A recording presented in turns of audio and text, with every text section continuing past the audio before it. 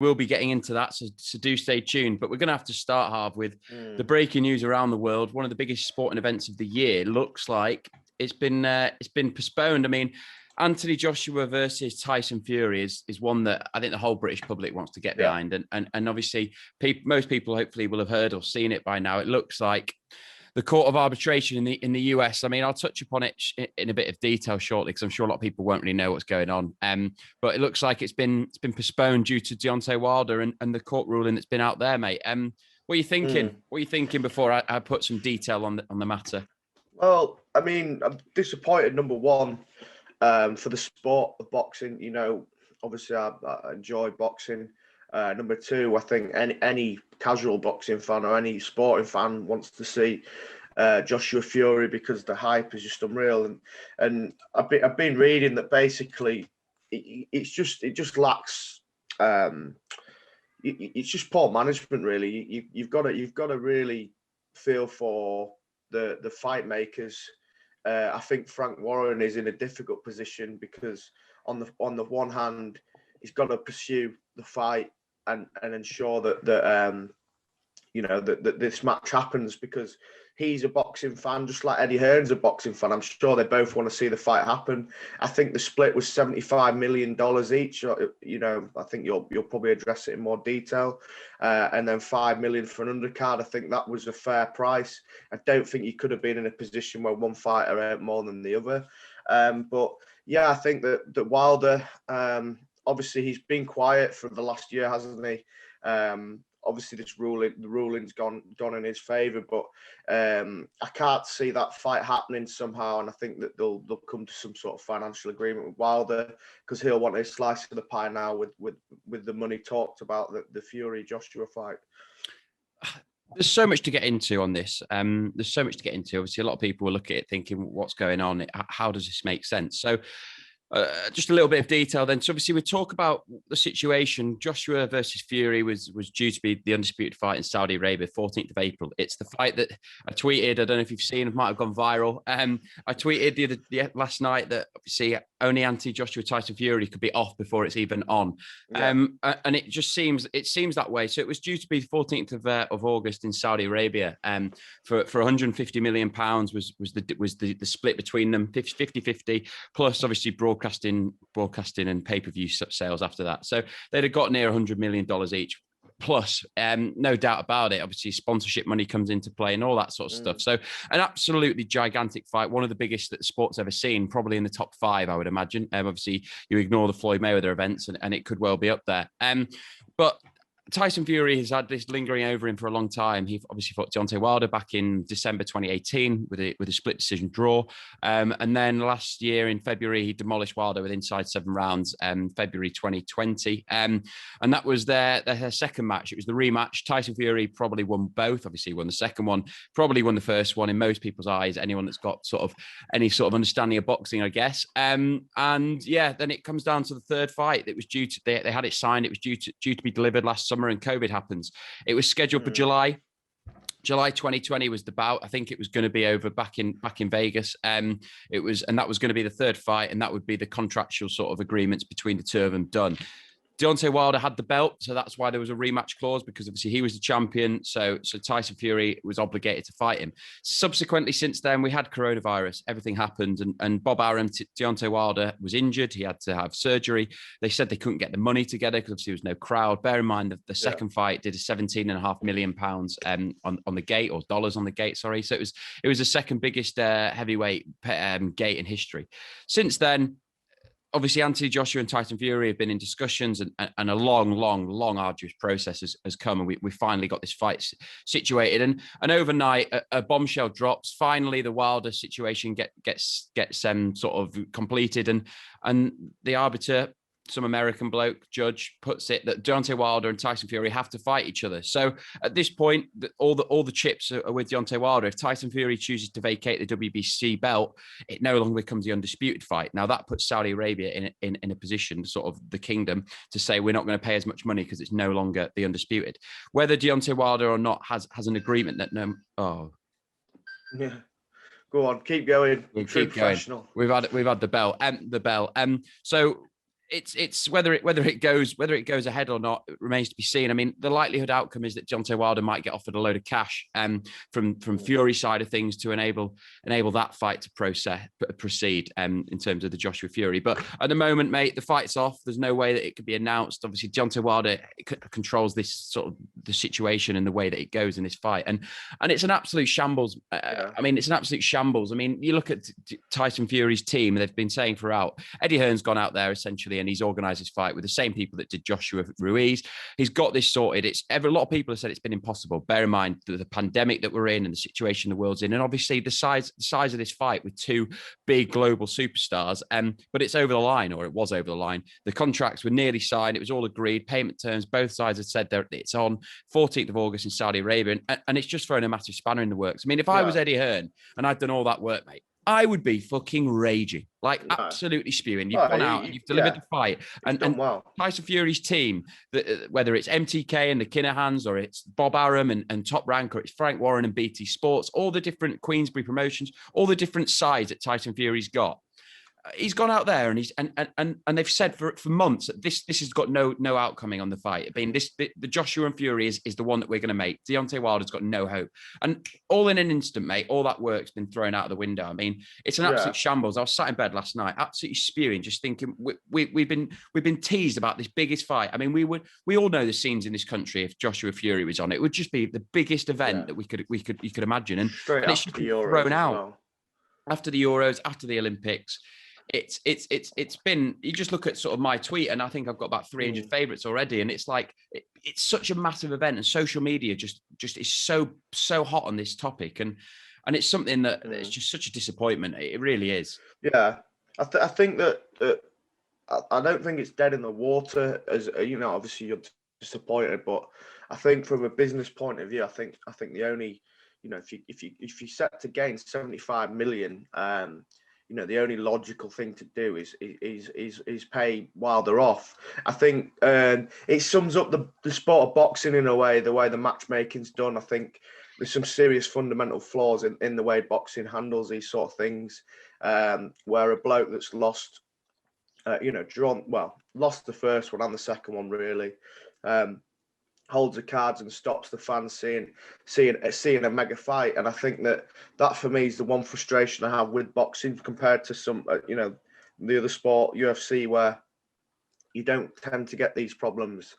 And I think that I still have faith the fight will happen. I'd be surprised, given the work that Eddie Hearn's done, given the negotiations and how long they've lasted. I think it won't take much to put the fight back on, but it's obviously a massive disappointment at this point in time. If you're Deontay Wilder, what do you do? Because you sit there and you sat there in Alabama with all his millions that he's won and his 84 children and whatever it is, and he's sat there and he looks at the picture. I mean, he got absolutely obliterated by Deontay Wilder in the second fight, and he got outclassed in the first fight. I mean, he's been injured, he's been out of the ring. So is Tyson Fury. We've sacked half his team as well. Mark Breland, he got rid of, blamed it. Look at the things that came out of his camp once he got beaten. I mean, he was talking about the spike in water, the weight of his costume. I mean, it was an absolute embarrassment. The bloke's a disgrace. He's a joke. Said Fury's gloves, heavy gloves, mate. There's too many to even count, isn't there? Look at him. All these excuses just because he got absolutely battered. I mean, he can't fight. He can punch. He can't box.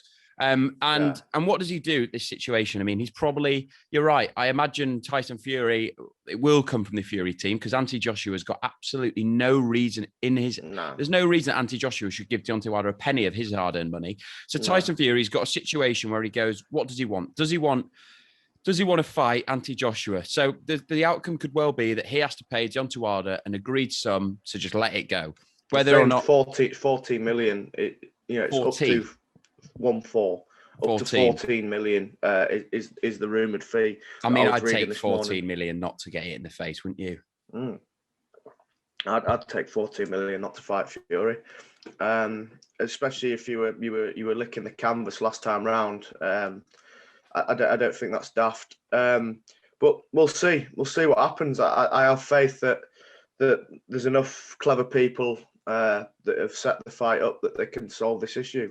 Yeah, well, we were going to. I hope so, mate. I hope so. You're right. There's so many people involved. Too many people. Be it MTK, Kinahans, Joshua's team, Fury. Well, Kinahans are not involved anymore. Oh yeah, of course they're not. Of course they're not. Yeah, Absolutely. For legal purposes, they're not involved. Oh, is that it? He's getting worried. Yeah. Harvey doesn't.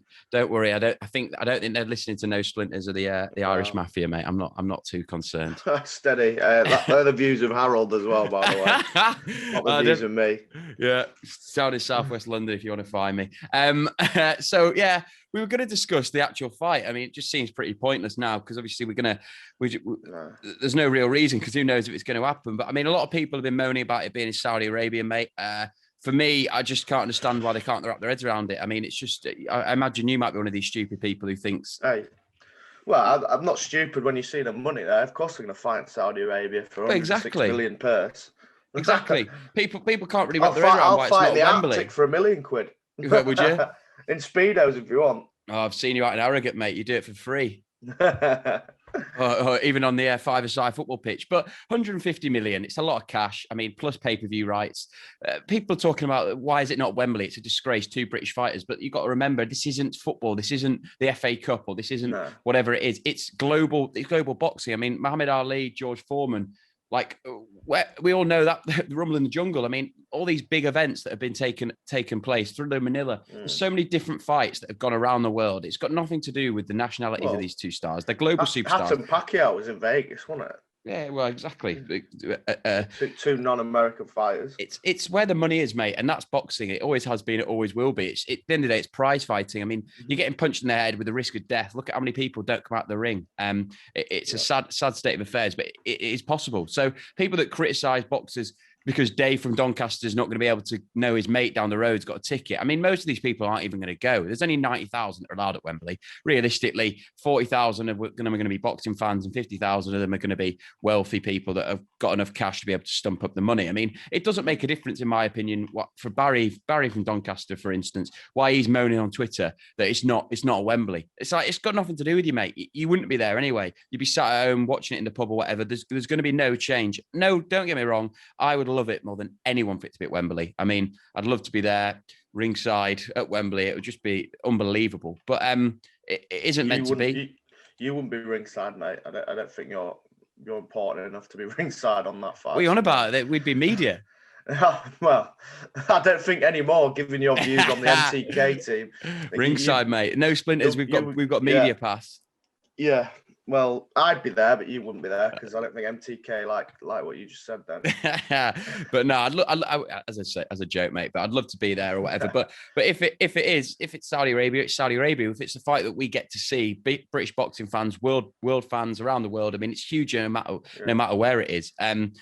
But you know what I mean, 30 quid, Sky Sports box office, whatever it is, it's value for money. It's just going to be one of the biggest events that we can wish for. And there's too many people who just love to moan. I think as long as we get the fight in the end, I just don't care as long as it gets made now, I'm not interested. Just get it made. No, completely agree with you, mate. I'm gutted. Obviously, like I said earlier, I'm gutted about it, but it will get sorted. There's too much money at stake, and there's too much interest to it not be sorted. Good, you got some faith. Well, football's coming up. We're going to go on to the football now. But I'm just going to touch upon Josh Taylor versus Jose Ramirez. I'm a boxing fan. It's going to go onto YouTube. It'll be on YouTube. But 17-0, Josh Taylor. He's fighting this weekend in Las Vegas, mate, against Jose Ramirez, they both got 2 belts each. Josh Taylor could well be the first undisputed British champion in the history of boxing. 4-belt undisputed British champion. I mean, the problem for Josh Taylor is he was in the Shane McGuigan camp, but he's never really been signed to it. He's not been signed to a BT or a Matchroom sort of fighter. So he's not had the profile built, but he won the World Boxing Super Series in a cracking event against Regis Prograis. He's beaten the likes of Ivan Baranchek and Victor Postol along the way. And he's captured 2 belts. Jose Ramirez has done the same. I think he's beaten, I can't remember who he beat for his first belt. Obviously, he had that unification bout with Mauricio Hooker, and I think he beat Victor Postol last time out. So it's the top 2 in the division. A lot of people say about boxing that the best don't fight the best. And I mean, it's the light welterweight division. we've got the 140 limit. We've got two of the best fighters in the world, first and second, fighting each other in a pandemic, no crowd for the undisputed title. And it's a shame because over here it's not getting sort of the press and sort of the rigmarole that it deserves. But it's a huge fight, and Josh Taylor can put his name down. He is British boxing's pound for pound champion. There's no doubt about that. He's the number one in our country. No one really knows about him, I think, outside of sort of the hardcore boxing fans. He's an Edinburgh lad. He's odds on to win as well. He's strong odds on. I think he's 9-4 on. And if he wins, 4-11, yeah, 4-11 on. 4-11 on. He's strong odds on. He's a superb fighter. I mean, he had a great bout with Regis Prograis at the O2. And if he wins, he's going to be the undisputed champ. He's probably going to move up and fight someone like Crawford or Garcia or something, back up at 147. And he really will go down as one of the legends of British boxing. But he's sort of the fighter that no one knows about.